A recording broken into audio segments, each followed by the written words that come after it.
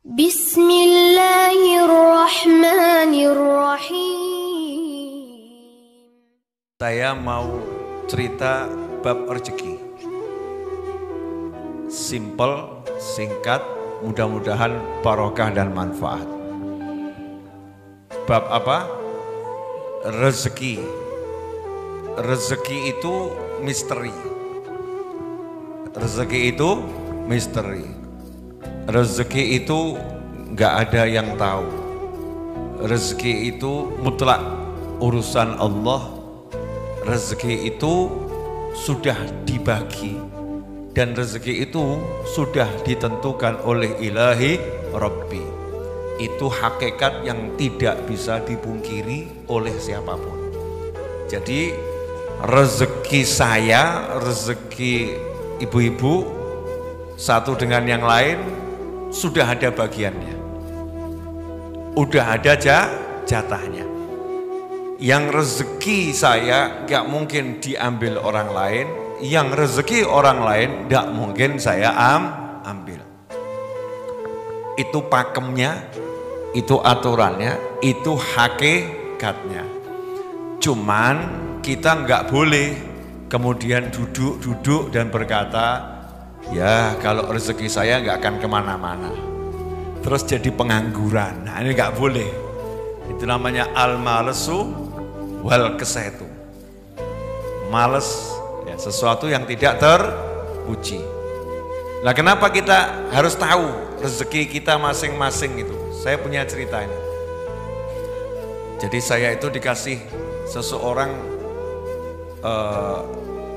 roti, jumlahnya banyak, dibuat dengan penuh khusyuk roti ini karena memang jualannya roti.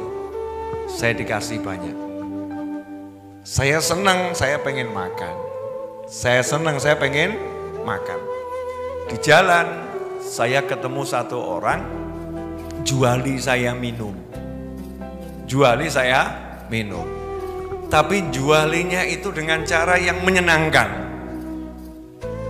Sumringah, menyenangkan.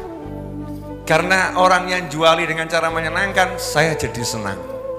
Ya saya jadi senang. Karena saya jadi senang, saya pengen ngasih sesuatu. Yang kelihatan roti.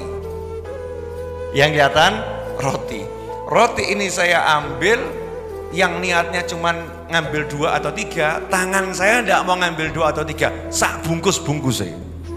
Sak kotak saya ambil, saya serahkan. Setelah rampung, gelo hatiku. Loh kok entek roti ini. Satu kotak ini saya serahkan, blek. Kemudian saya melanjutkan perjalanan, saya merenung. Kok bisa ya?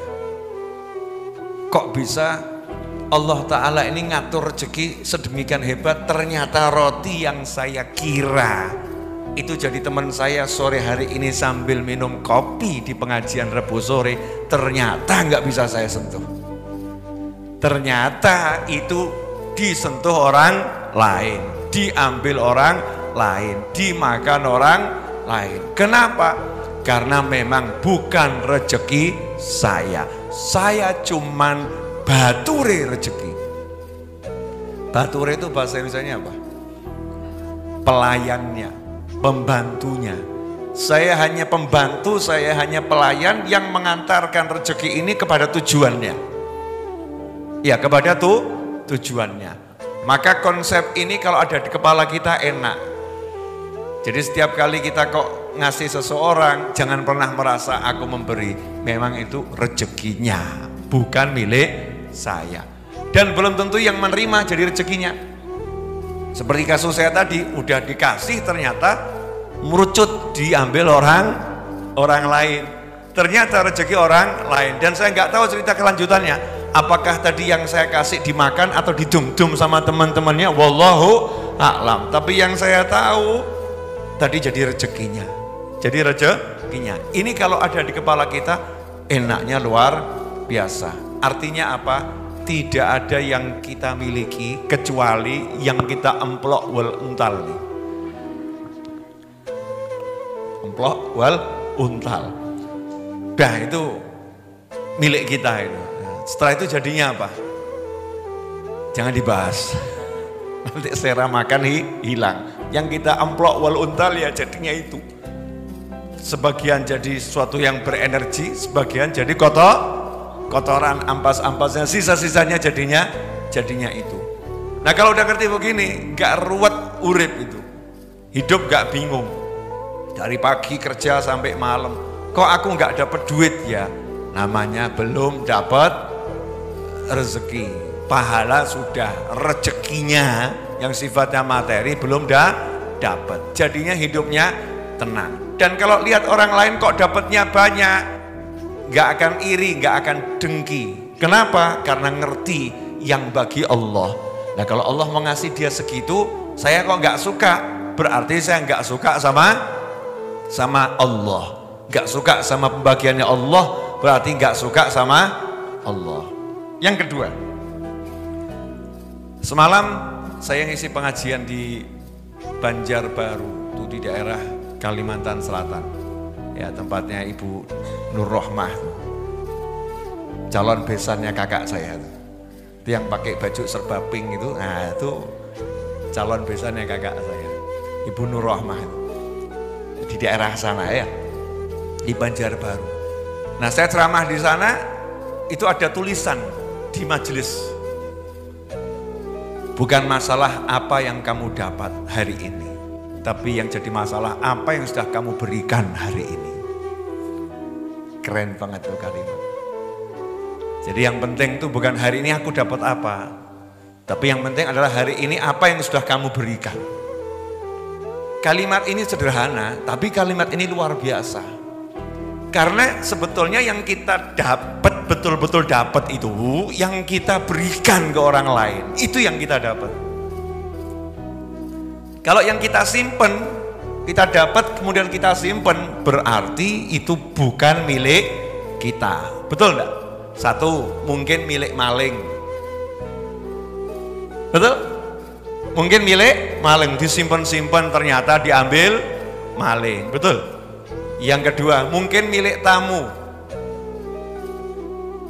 Ya, yang ketiga, nah ini yang rodok enak tapi nggak enak. Nah kalau malaikat Israil alaihissalam kok mampir, terus lihat jenengan kok cocok, diangkut. Berarti yang disimpan jadi milik siapa? Milik ahli waris. Nah milik kita yang mana? Yang kita kirim ke akhirat. Yang kita kirim ke akhirat. Bisa sifatnya sodako, sifatnya hadiah, baik itu untuk ngasih orang, ya ngasih makan orang, ngasih makan keluarga, pokoknya kita bagi-bagi itu ya, pada pasangan hidup, pada anak keturunan, pada kerabat, pada kawan, pada sahabat, itu sebetulnya kita lagi dapat justru. Oh tabunganku tambah. Ya, tabunganku tambah, saldo akhiratku tambah. Justru itu kita lagi dapat. Makanya orang kalau memberi, pada hakikatnya dia lagi menerima. Saat memberi berarti lagi menerima. Jadi kalau jarang memberi berarti jarang menerima. Saya tipe manusia yang latihan, gak suka nyimpen. Ya, nggak suka nyimpen. Yang ada, latihannya begitu. Ya belum lulus, tapi latihan. Yang ada, bagi. Yang ada, bagi. Cita-cita saya nanti kalau saya mati, nanti jangan sekarang. Janjinya kan jenengan mau berangkat duluan. Gitu. Setelah panjang umur, sehat afil otaatilah kan semua meninggal ya. Tapi perjanjiannya kan jenengan survei lokasi dulu, berangkat duluan, baru nanti panggil saya, Beb, lokasinya bagus gitu kan ya. Ya nanti kalau cocok ya saya nyusul ya. Insya Allah panjang umur semua, amin. Cita-cita saya itu nanti kalau is dead, sedo, tewas, gugur, wafat, mati, apapun namanya itu, saya nggak pengen punya apa-apa di tubuh saya kecuali pakaian yang saya pakai. Pengennya itu. Jadi tidak ada judulnya milik saya. Biar apa? Ke akhiratnya enteng. Terus gak ada apa-apa nih, gak pakai bawa macam-macam karena semua pengen sudah tak dum gitu ya. Ya dibagi, itu hidup enak kalau bisa begitu. Nah selama kita tuh masih merasa milik milikku, siap-siap rekoso uripmu. Ini quote of the day ya. Saat kita merasa ada sesuatu yang itu milik kita, siap-siap kamu akan tersiksa dengannya. Siap-siap akan tersiksa dengannya. Maka jangan pernah merasa memiliki sesuatu. Karena itu bukan milik kita, tapi milik Allah Subhanahu wa ta'ala. Kita ini punya hak, cuman hak sewa, hak guna bangunan, hak pakai. Bukan hak milik, hak pakai. Maka pakai itu untuk hal-hal yang baik. Ibu-ibu yang dimuliakan Allah, saya minta doanya insya Allah Jumat malam Sabtu, ponakan saya yang di pojok sana, Kak Figa itu, ya, insya Allah akan melangsungkan pernikahan dengan Ananda Muhammad Hibbi ya binti Syihab Fayumi dari daerah Martapura, Kalimantan Selatan sana. Insya Allah Jumat malam Sabtu. Jenengan kalau Jumat malam Sabtu rawuh, saya senang karena saya nggak bagi undangan. Akad nikahnya di pengajian Jumat malam Sabtu besok. Silahkan datang, doakan ya biar jadi pasangan yang menyenangkan dunia akhirat. Ya, pasangan yang membahagiakan dunia akhirat. Dan pasangan yang sadar kalau pasangannya bukan miliknya. Kadang-kadang tuh wedok ki ya. Rumangsa lanang ki wekku. Masyaallah dilirik wedok liyane langsung girap-girapan gitu ya. Miliknya Allah, suami itu miliknya Allah, istri miliknya Allah. Nanti kalau hidup konsepnya begitu akan nikmatnya luar biasa. Mudah-mudahan, mana kok hilang? Oh ya itu, ya pojok itu. Takut dilihat sama omnya gitu kan. Mudah-mudahan jadi pasangan yang betul-betul nanti punya anak keturunan miliaran. Amin akeh gitu ya. Anak turunnya akeh gitu. Yang banyak yang bisa membahagiakan orang banyak. Amin Allahumma amin. Beb, nanti kalau Jumat malam Sabtu yang datang banyak, sugane kurang, ya wis alhamdulillah. Belajar sabar berarti tamunya, insya Allah. Pokoknya hadir majelis seperti biasa Jumat malam Sabtu ada akad nikah. Dan doakan juga semoga ada yang jadi masuk Islam malam hari itu. Insya Allah ya, saya lagi nunggu seseorang yang siapa tahu malam itu dikasih hidayah masuk Islam. Amin. Terakhir, karena saya ada janji sama Habib Syekh bin Abdul Qadir As-Segaf. Ya, saya kangen sama Habib Syekh. Ya, jadi nggak lama-lama. Semua tempatnya Habib Syekh sebentar, nyawang Habib Syekh terus buah. Karena judulnya kangen. Boleh toh? Boleh. Karena bentar lagi juga adzan maghrib.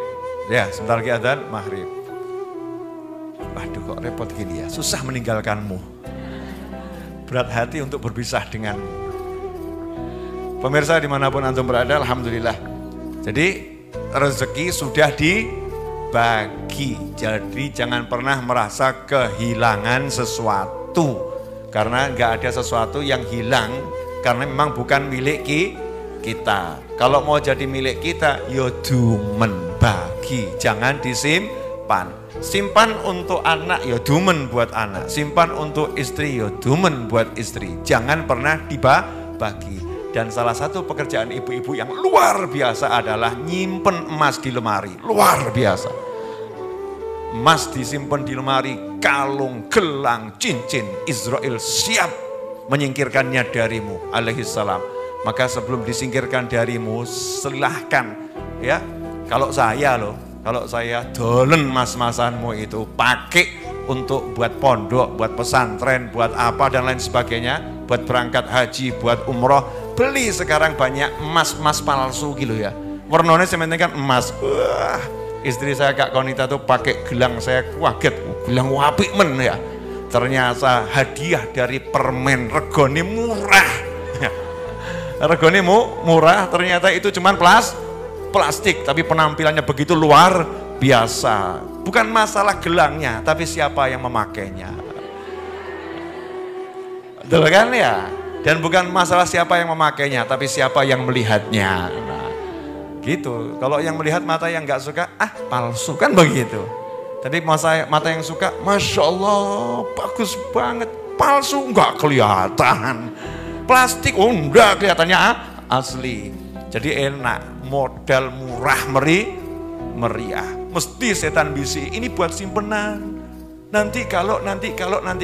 Orang yang berpikir nanti kalau terjadi yang nggak baik, berarti dia lagi berdoa yang nggak baik untuk dirinya sendiri. Naudzubillah min dzalik. Jelas semuanya? Alhamdulillah. Jazakallah.